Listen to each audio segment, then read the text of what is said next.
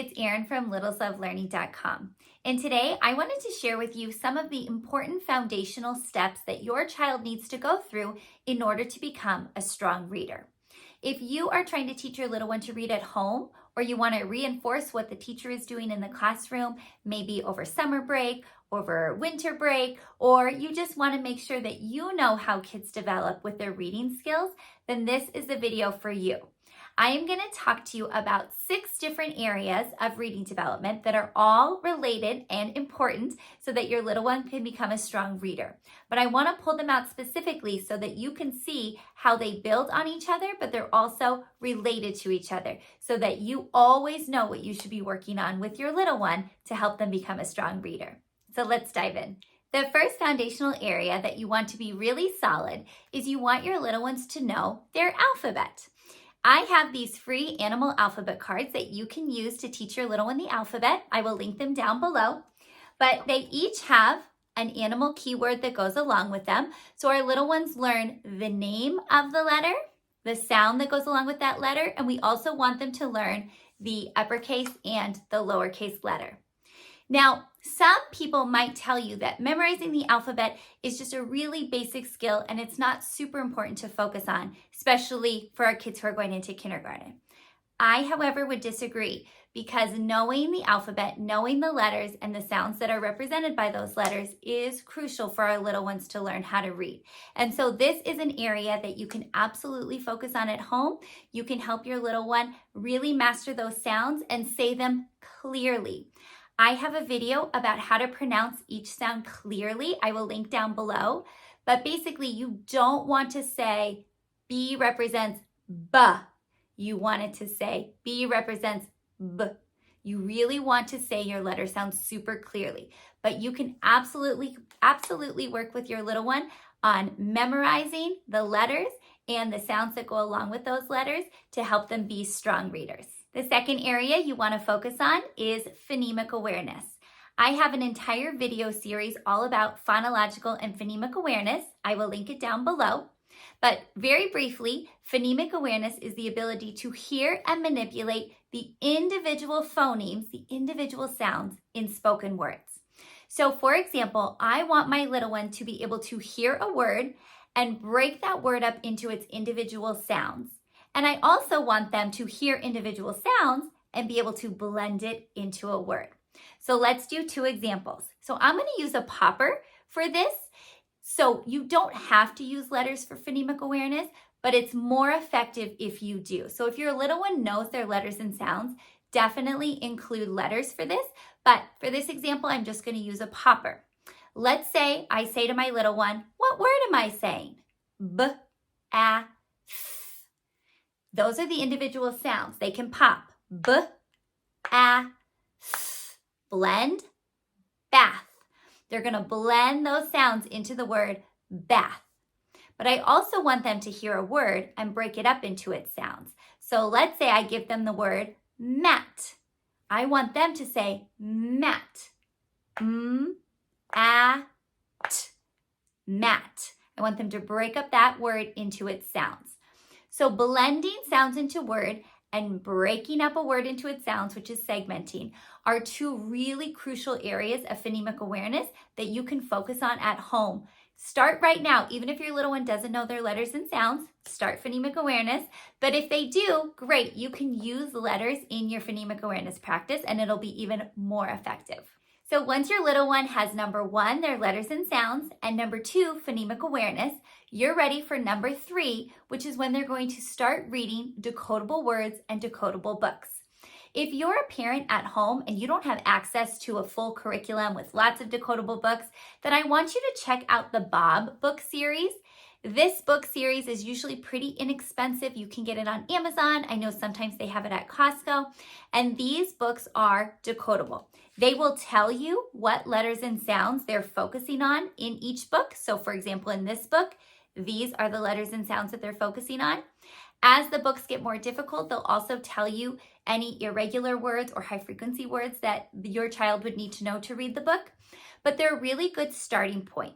I'm also going to link below some free decodable passages from the University of Florida Literacy Institute. It's called UFly. They have a curriculum called Foundations that, as of this recording, is free, and you can download the decodable passages and you can read them with your little one. And so I will link that down below as well. But if your little one, if they have a solid grasp of letters and sounds and phonemic awareness, then you absolutely want to move them into reading decodable words and decodable text.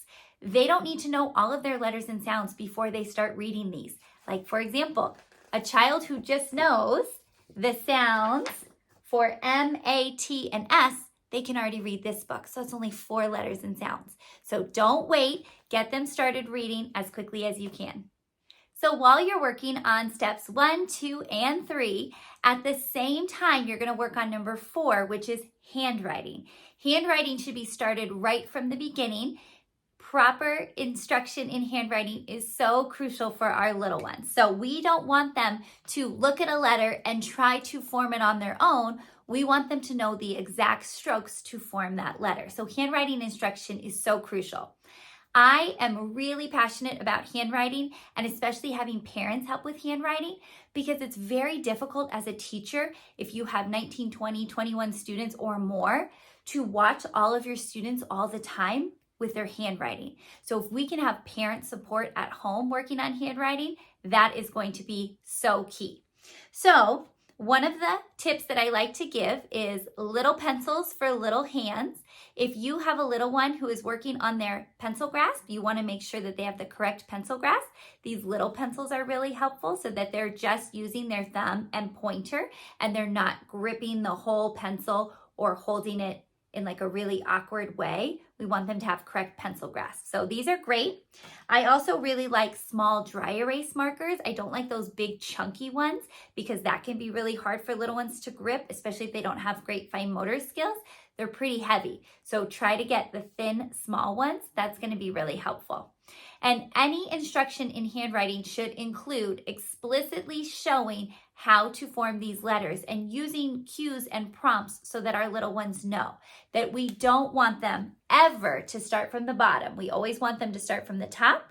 And we want to talk about how we are always going a counterclockwise motion, starting at 2 o'clock and going counterclockwise for many letters. So anything that you can do at home is really helpful, but handwriting is crucial during this beginning time of learning to read and learning to write. All right, I believe we're up to step number 5. So we had number 1, which was our letters and sounds. Number 2, our phonemic awareness. Number 3, we're reading decodable books and passages. Number 4, at the same time as all that's going on, we're working on handwriting. And number 5, I'm talking explicitly about spelling. So we talked about in phonemic awareness, being able to take a word and break it up into its sounds. That's called segmenting. Well, what we want now is to be able to match those sounds to the correct letters in order to spell.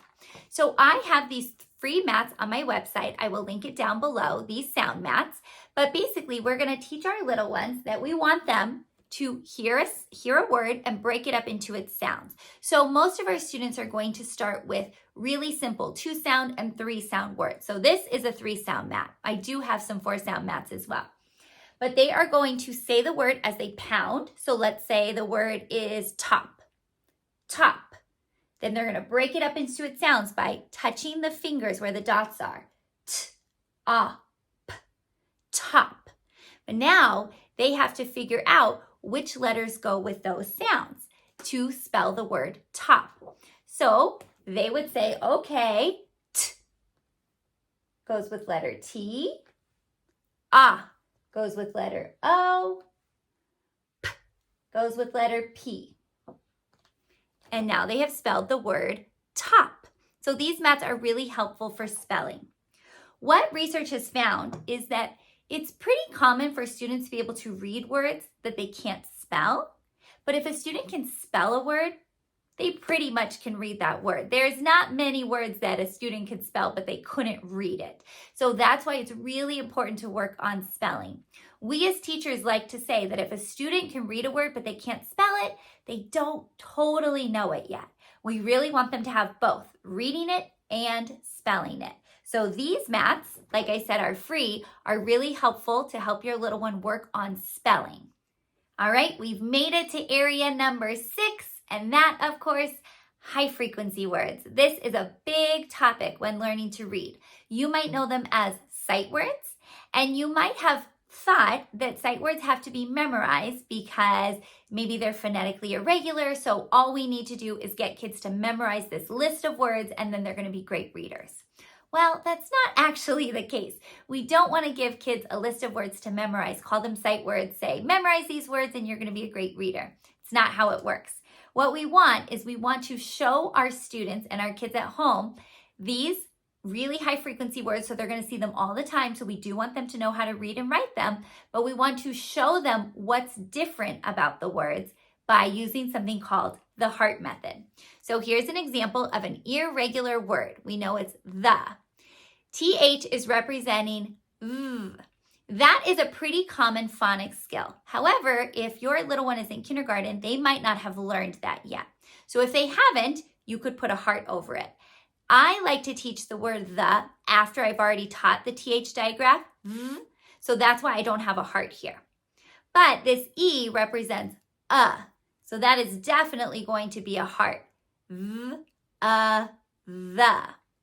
Then we have other ones that are high frequency words. Sometimes they end up on these sight word lists, but they're completely phonetic. A child could definitely sound this out. So if they know the TH digraph is then they have this. So yes, this is a high frequency word. We want them to know it in a flash, but there's nothing irregular about this. They don't have to memorize it. They can decode it. And as they decode it quickly, they're going to orthographically map it into their brain.